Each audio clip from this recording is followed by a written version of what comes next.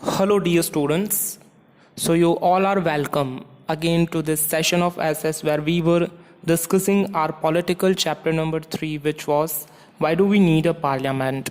In our previous session, we have very well understood कि parliament किसे बोलते हैं, what is Lok Sabha, and what are the two houses of the parliament, which were the Lok Sabha and the Rajya Sabha, जिसे कि lower house and upper house भी कहा जाता है.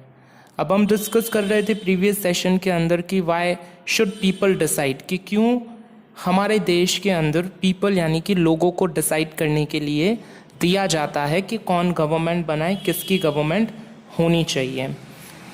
So as you read in chapter 1, the experience of colonial rule as well as the participation of different people in the freedom struggle left little doubt in the mind of the nationalist that all persons in independent India would be able to participate in making decision. हमने chapter number 1 के अंदर ये तो study किया कि colonial rule यानी कि जो इंडिया के अंदर छोटी छोटी कॉलोनीज़ के अंदर गवर्नमेंट का रूल चलता था एंड वहाँ पर किस तरह से लोगों ने फ्रीडम स्ट्रगल के अंदर पार्टिसिपेशन करके लोगों के माइंड के अंदर ये डाउट हो गया कि नेशनलिस्ट एज वेल एज बाकी सारे इंडिया के जो पर्सन्स हैं वो इक्वली पार्टिसिपेट कर सकते हैं डिसीजन बनाने के लिए. या फिर हम ये बोले कि कॉन्स्टिट्यूशन हमें ये भी अधिकार देता है कि अगर कोई भी पॉलिसी बनती है तो उन पॉलिसीज़ के अंदर जो लोगों के द्वारा जो कॉमन पीपल के साथ में गवर्नमेंट बनती है और वही गवर्नमेंट पॉलिसीज़ बनाती है, डिसीजंस लेती है कंट्री के लिए. So with the coming of independence, और फिर जैसे हमें इंडिपेंडेंस मिली, we were going to be the citizens of a free country, और हम फिर सिटीजन्स कहलाए जाने लगे फ्री कंट्री के. This does not mean that the government could do what it felt like, और इसका ये मतलब नहीं होता है कि गवर्नमेंट जो चाहे वो कर सकती है.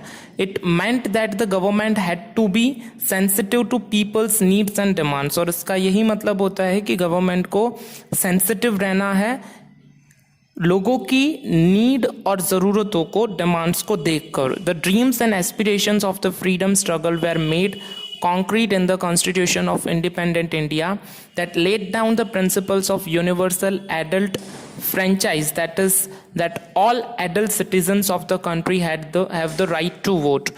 और ये जो सपने थे जो लोगों ने देखे हुए थे फ्रीडम स्ट्रगल के लिए और इंडिया का कॉन्स्टिट्यूशन बनाया जाने लगे, स्पेशली इंडिपेंडेंट इंडिया का, तो उन्होंने एक ये प्रिंसिपल डिसाइड किया कि जिसको नेम दे दिया गया यूनिवर्सल एडल्ट फ्रेंचाइज, यानी कि वो जितने भी एडल्ट सिटीजन्स हैं इंडिया के कि जिनकी एज 18 ईयर्स की है वो वोटिंग में पार्टिसिपेशन कर सकते हैं. So we can say that कि इंडिया एक इंडिपेंडेंट नेशन तो है कि जो अपनी तरफ से डिसीजंस ले सकता है, इसका एक कॉन्स्टिट्यूशन बना हुआ है. बट दिस डजंट मीन्स कि वो कॉन्स्टिट्यूशन में जो राइट दिए जाते हैं उनका गलत यूज़ करें या मिसयूज़ करें. सो हमारा नेक्स्ट टॉपिक जो हम डिस्कस करेंगे it is people and their representatives, कि लोग जो होते हैं और वो किस तरह से रिप्रेजेंट करते हैं अपने आप को. The take off point for a democracy is the idea of consent. जो डेमोक्रेसी का टेक ऑफ पॉइंट है उसका मेन आइडिया कंसेंट है, that is the desire, approval and participation of people, यानी कि किसी की इच्छा, अप्रूवल यानी कि अनुमति देना, इजाज़त देना, और लोगों का participation. It is the decision of people that creates a democratic government. ये लोगों का डिसीजन है कि डेमोक्रेटिक गवर्नमेंट बनाता है. नाउ वी कैन अंडरस्टैंड कि डेमोक्रेटिक गवर्नमेंट किसे कहा जाता है. तो वो गवर्नमेंट की जो बनती है by the people, of the people and to the people and decides about its functioning, और वो डिसाइड करती है कि किस तरह से फंक्शन करना है हमें नेशन के अंदर. The basic idea in this kind of democracy is that the individual और the citizen is the most important person and that in principle the government as well as other public institution need to have the trust of these citizens.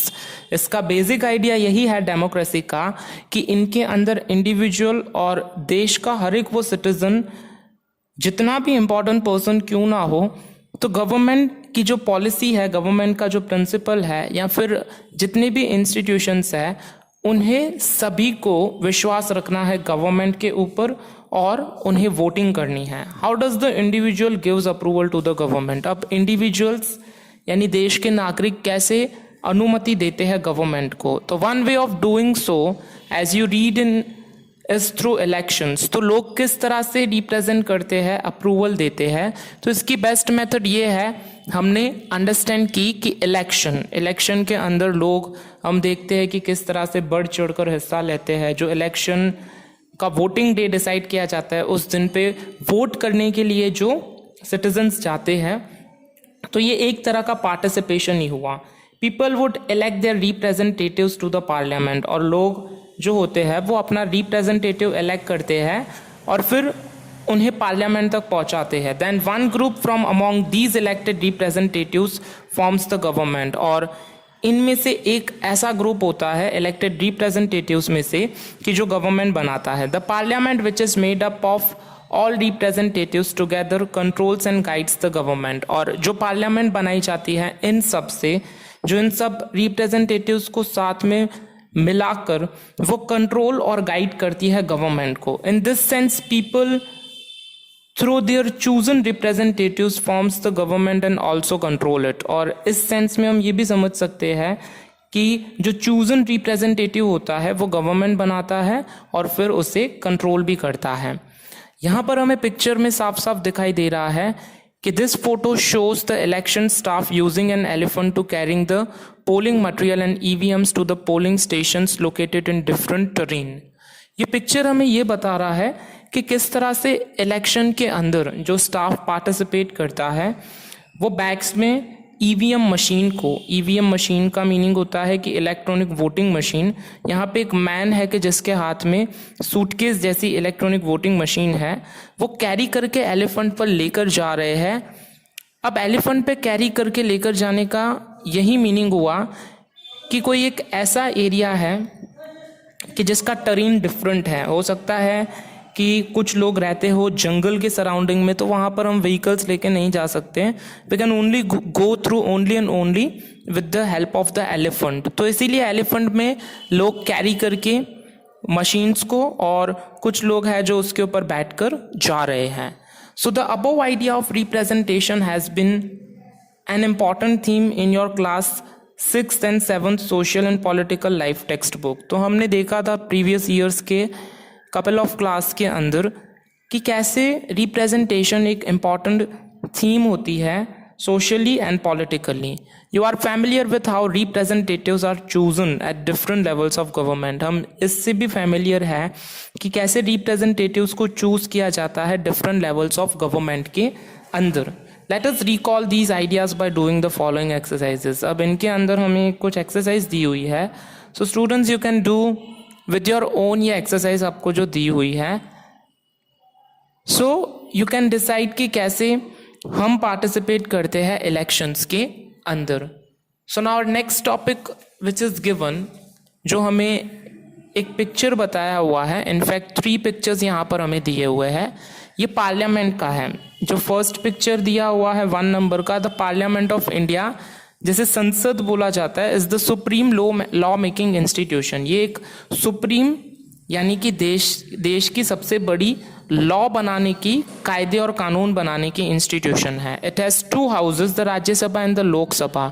इसके 2 houses है, एक राज्यसभा और दूसरा है Lok Sabha.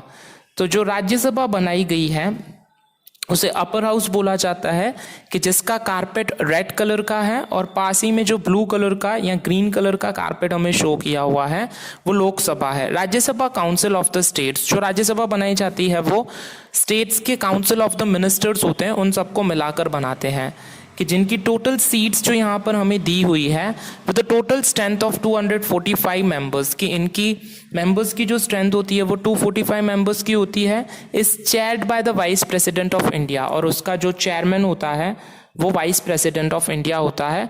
Lok Sabha, house of the people, जो लोकसभा होता है, it is also known with the name house of the people, with a total membership of 545 members, is presided over by the speaker, और उसको जो प्रिसाइड करने वाला होता है उसे स्पीकर बोलते हैं, जिसकी टोटल मेंबरशिप की स्ट्रेंथ होती है 545 members.